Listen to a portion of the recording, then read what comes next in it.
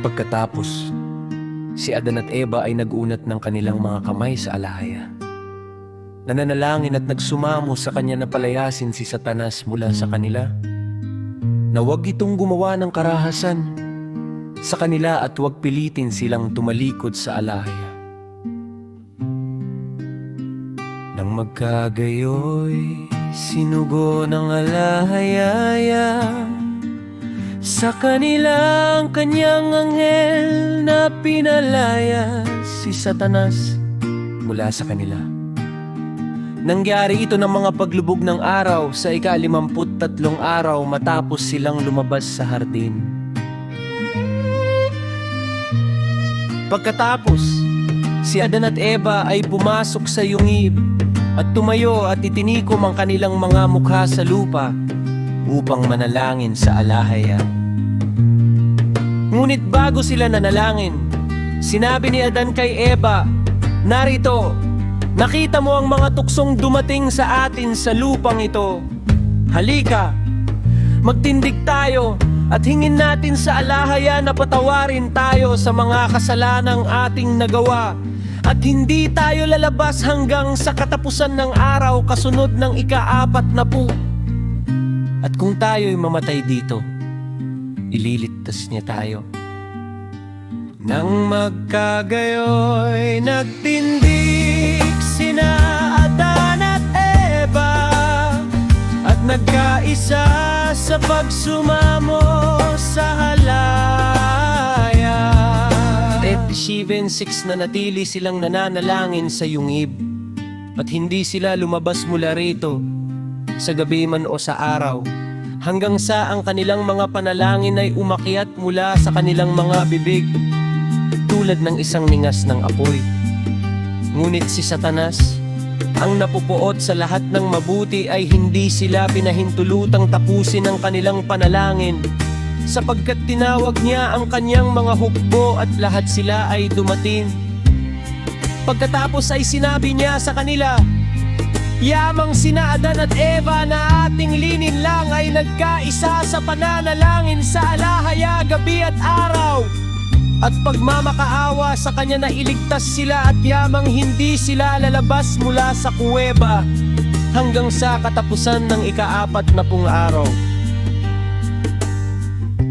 At yamang itagpapatuloy nila ang kanilang mga panalangin gaya ng kanilang pinagkasunduang gawin, na ililigtas niya sila mula sa ating mga kamay at ibabalik sila sa kanilang dating kalagayan. Tingnan ninyo kung ano ang ating gagawin sa kanila."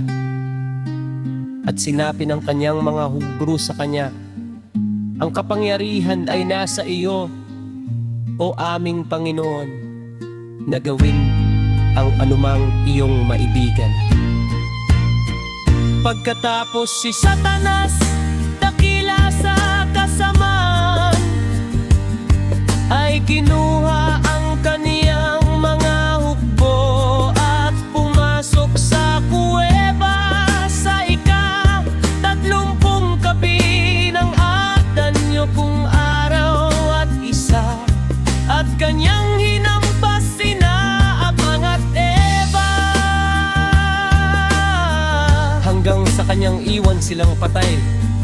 Pagkatapos dumating ang salita ng alahaya kina Adan at Eva, na nagbangon sa kanila mula sa kanilang pagdurusa, at sinabi ni Eva, "Yaawa kay Adan, magpakatatag ka at huwag kang matakot sa kami nakakarating lamang sa iyo."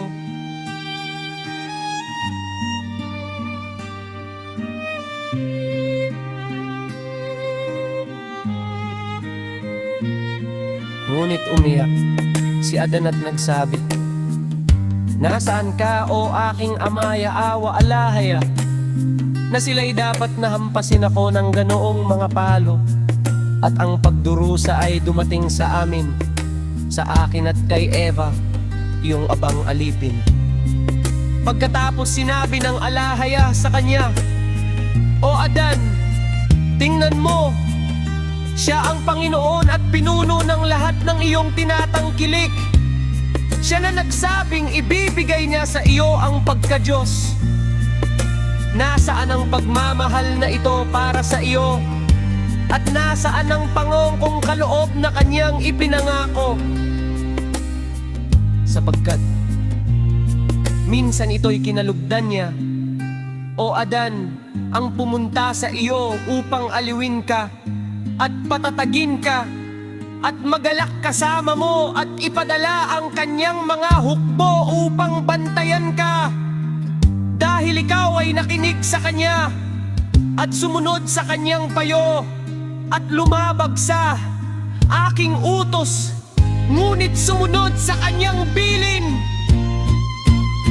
Pagkatapos umiyak si Adan sa harap ng arahaya at nagsabi, O Ima, yaawa alahaya, dahil ako'y nagkasalanang kaunti. Ikaw ay labis na nagparusa sa akin, bilang kapalit nito hinihiling ko sa iyo na